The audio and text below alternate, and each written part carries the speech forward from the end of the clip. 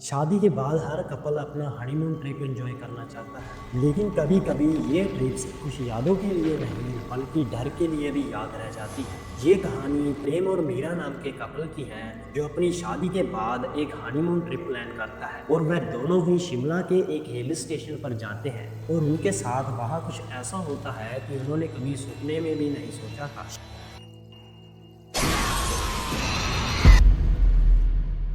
शादी के अगले दिन प्रेम अपने हनीमून ट्रिप के लिए रात रानी नाम का एक होटल बुक कर देता है जो शिमला के बीचों बीच पड़ता था। वो होटल दूसरे होटलों से बहुत ही सस्ता था जिसे देखकर प्रेम भी खुश हो जाता है।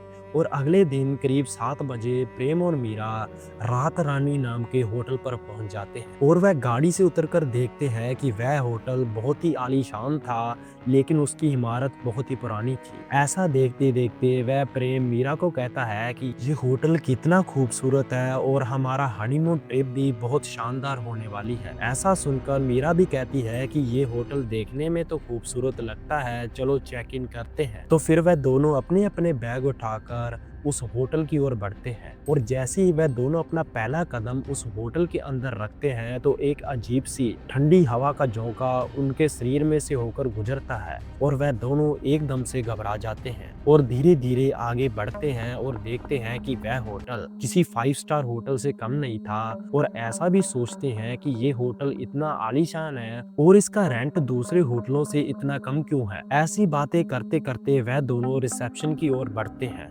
और देखते हैं कि रिसेप्शन पर एक बूढ़ा आदमी खड़ा हुआ था जिसकी आंखें खून जैसी लाल थी और वह उन दोनों को एक कमरे की चाबी पकड़ा देता है और धीमी आवाज में बोलता है, कमरा नंबर 306। रात के करीब 12 बजे के बाद अपने कमरे का दरवाजा मत खोलना, नहीं तो आपकी जान को खतरा हो सकता है। उस बूढ़े की ऐसी बातें सुनकर प्रेम जोर जोर से हंसने लग जाता है और कहता है कि मैं ऐसे अंधविश्वास में यकीन नहीं करता और ऐसा असलियत में कभी नहीं होता। लेकिन दूसरी साइड जो मीरा थी उस बूढ़े आदमी की बातें सुनकर एकदम से घबरा जाती है, लेकिन जो प्रेम था उस बूढ़े आदमी की बातों पर ज्यादा गौर नहीं करता और वह दोनों अपना बैग उठाकर उस कमरे की ओर बढ़ते हैं। और जैसे ही प्रेम उस रूम का डोर ओपन करता है तो वह देखते हैं कि चारों तरफ अंधेरा ही अंधेरा था। फिर जो प्रेम था वो कमरे की लाइट ऑन करता है और मीरा देखती है कि सामने द्वार पर एक बड़ी सी पिक्चर लगी हुई थी। वो पिक्चर एक दुल्हन की लग रही थी और उसकी आंखों में से खून निकल रहा था और चारों ओर कमरे में सामान बिखरा पड़ा था। ऐसा लग रहा था कि कई सालों से कोई भी व्यक्ति इस कमरे में स्टे करने नहीं आया था। और जो मीरा थी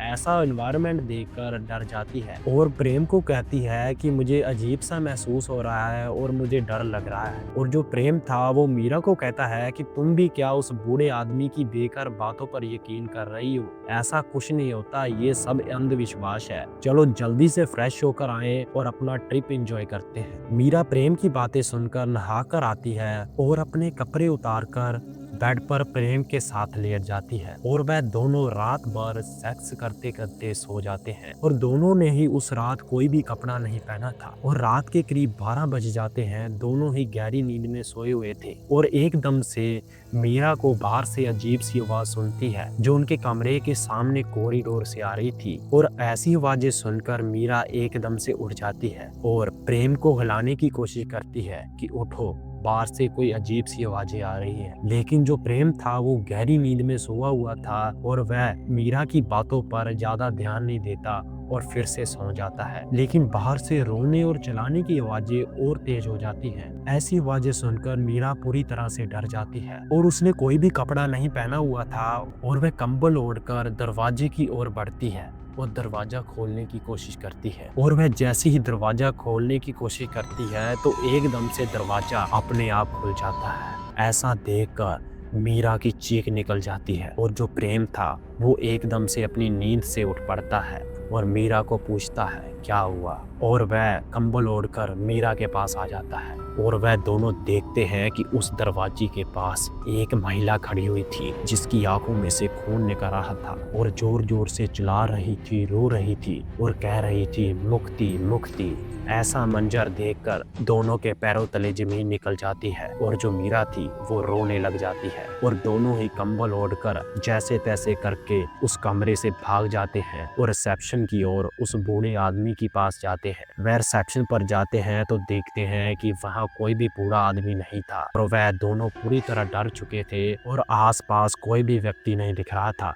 जो मीरा थी वो जोर जोर से रोने लग गई थी। उसकी आवाज़ें सुनकर बाहर से एक वॉचमैन भाग कर आता है और उन दोनों को कहता है कि इतनी रात को तुम इस होटल में क्या कर रहे हो। और जो प्रेम है वो सारी बात उस वॉचमैन को बता देता है और वॉचमैन कहता है कि ये होटल श्रापित है और जो भी कमरा नंबर 306 में रहने आया वो कभी भी इस होटल से वापस जिंदा नहीं गया। तुम्हारी तो किस्मत अच्छी है कि आप अभी तक जिंदा हो। जल्दी से अपना सामान उठाकर इस होटल से भाग जाओ। और वह वॉचमैन ऐसा भी बताता है कि कमरा नंबर 306 में एक नई दुल्हन की आत्मा रहती है कि कई सालों पहले इस होटल पर कपल अपना हनीमून ट्रिप एंजॉय करने आया था। किसी वजह के कारण उस आदमी ने अपनी नई शादीशुदा पत्नी को मार डाला था और उसके पीछे क्या कारण था आज तक अभी भी किसी को नहीं पता चला।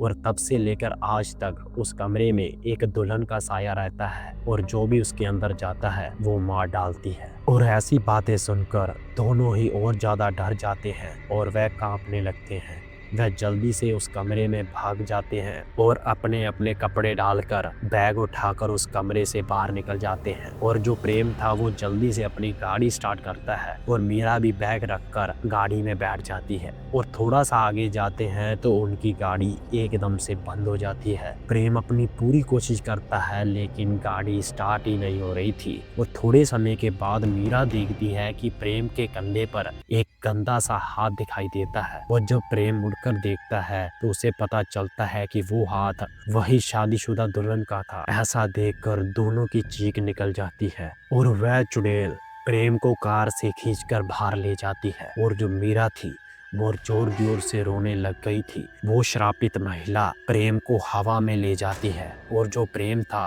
वो एकदम से बेहोश हो जाता है। और मीरा देखती है कि वो महिला उसको आसमान में ले जा रही थी और एकदम से वो दोनों गायब हो जाते हैं और जो मीरा थी वो भी बेहोश हो जाती है। कुछ देर के बाद मीरा की आँख खुलती है और वह पाती है कि वह एक हॉस्पिटल में है और वह अपने पति के बारे में आसपास से पूछती है लेकिन किसी को भी उसके पति के बारे में कुछ नहीं पता था। तो वह फिर पुलिस कंप्लेंट कर देती है और जल्दी से शिमला की पुलिस आ जाती है और उस होटल में इन्वेस्टिगेशन शुरू कर देती है। और वह पाते हैं कि प्रेम की लाश कमरा नंबर 306 में पड़ी हुई मिलती है और उसकी आंखें खोखली थी और उसका शरीर पूरी तरह खून से सिमा हुआ था। ऐसा देखकर मीरा जोर जोर से रोने लग जाती है और कहने लग जाती है कि प्रेम, अगर हमने उस बूढ़े आदमी की बात पर विश्वास किया होता तो आज तुम जिंदा होते। तो जो मीरा थी वो पूरी तरह से हौसला छोड़ जाती है और फिर से बेहोश हो जाती है। दोस्तों, ऐसे ही जो व्यक्ति किसी की भी बात को नज़रअंदाज करता है उनका हशर प्रेम की तरह होता है। तो दोस्तों, हमें भी किसी की बात को इतना नज़रअंदाज नहीं करना चाहिए, नहीं तो हम भी प्रेम की तरह